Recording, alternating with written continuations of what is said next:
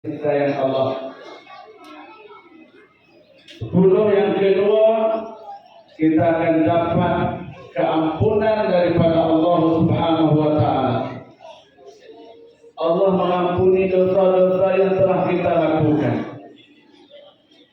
Wa akhiruhu, 10 terakhir, idkhul minan nar, pembebasan daripada api neraka Allah. Tujuan kita berpuasa apa?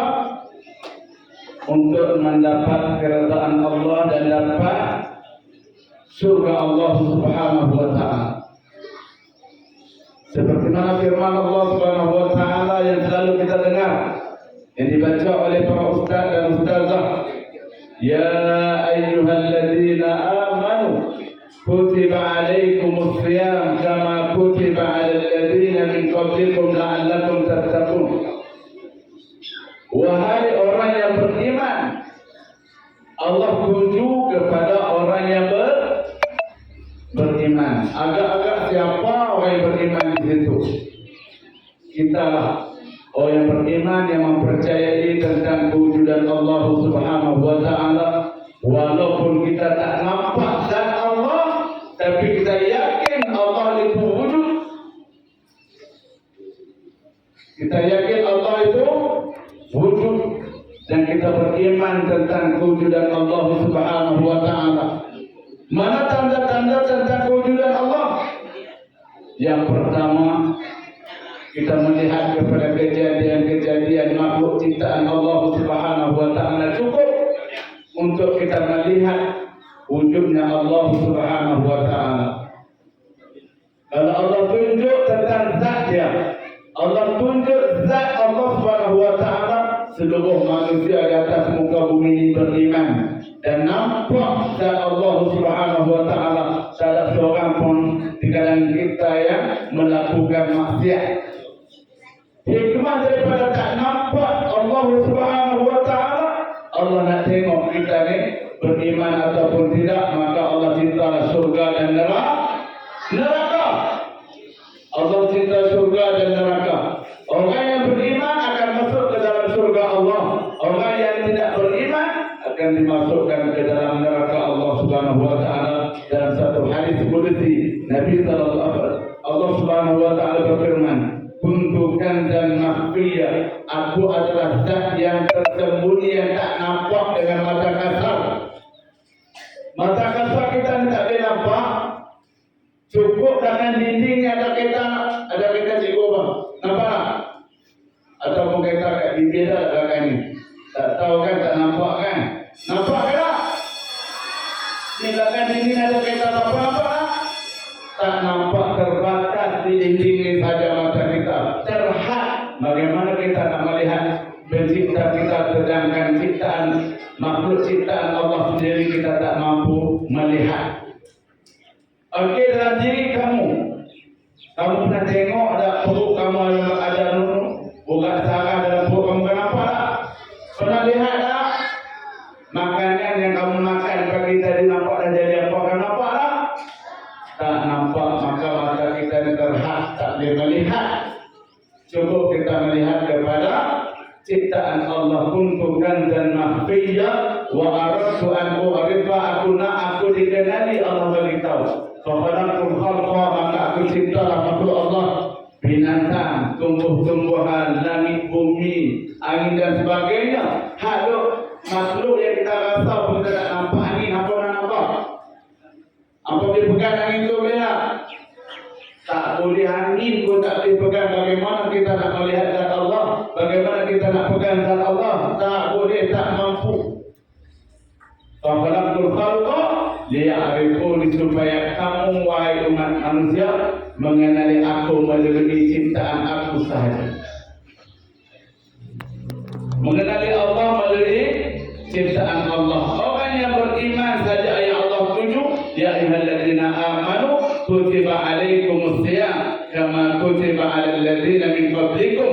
Dan juga umat sebelum kita juga Allah fardukan puasa kepada mereka, la'allakum tattaqun. Moga-moga kamu tergolong dalam golongan orang yang bertakwa kepada Allah.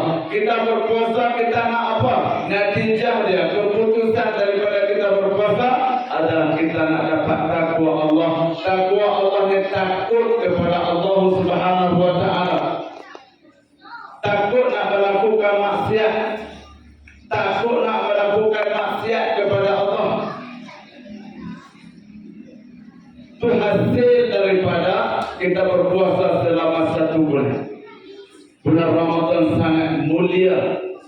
Dia adalah tetamu yang sangat mulia yang kita nanti-nantikan. Kita nanti-nantikan selama 1 tahun. Tunggu Ramadan. Tiba-tiba Ramadan datang dan sudah berada dalam bersama dengan kita.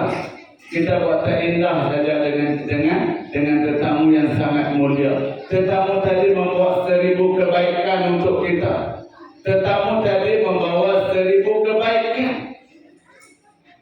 Amalan yang kita lakukan pada bulan selain daripada bulan Ramadan diberi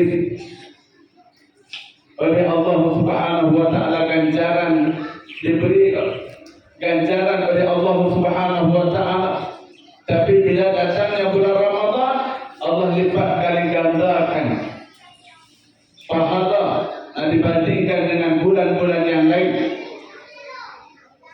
Bulan Ramadan adalah bulan maghfirah, keampunan daripada Allah Subhanahu wa taala. Yang mana kita melakukan dosa selama berapa? Selama 11 bulan.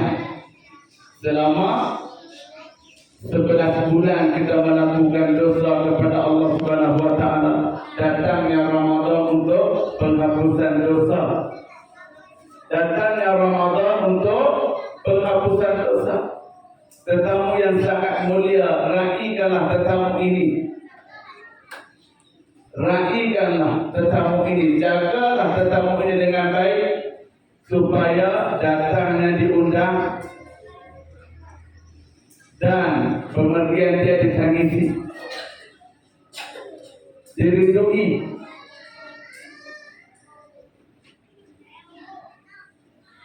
Ramadan ada kelebihan dia. Yang saya bagi tahu tadi, ada kelebihan dia. Seperti mana disebut oleh Tuan Besar tadi, di antaranya menyehatkan badan kita dan sebagainya. Dan saya cerita di sini, di antara kelebihan Ramadan,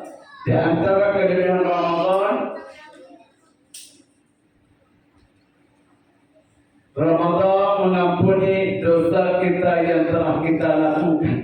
Itu yang pertama.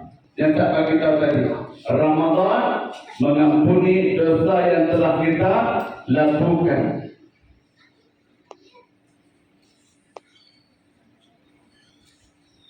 Nabi SAW bersabda, as-salawatul khams, sembahyang 5 waktu yang kita lakukan pada tiap-tiap hari. Wa Ramadan wal Jumu'ah ila Jumu'ah, Jumat yang kita laksanakan pada minggu lepas kepada Jumat minggu hadapan. Wa Ramadan ila Ramadan, Ramadan yang kita sambut hari ini kepada Ramadan tahun hadapan. Mukaffirat, ada keampunan daripada Allah Subhanahu wa taala idza jtunibatil kabair, dengan syarat yang pertama kita menjauhi dosa-dosa besar. Dosa-dosa besar apa tolong kita kat ustaz yang pertama? Dosa besar apa? Bermaksiat. Maksudnya dosa yang pertama apa? Mengumpat orang, kata dekat orang. Yang kedua, apa? Membunuh. Yang ketiga, meninggalkan solat. Yang keempat, atau di antara